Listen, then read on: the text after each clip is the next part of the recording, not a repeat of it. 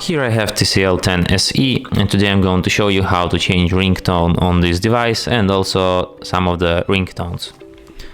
First of all, you have to open settings, then go to the sound section, ringtone and vibrate, ringtone.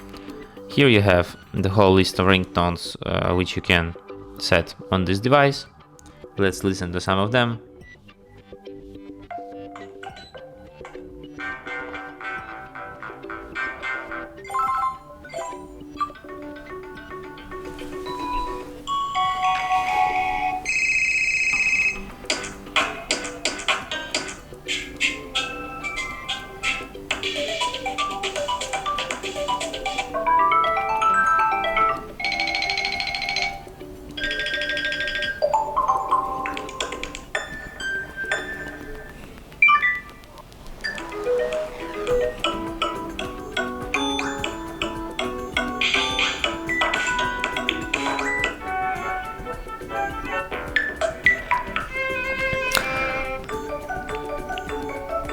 I'll go with this one.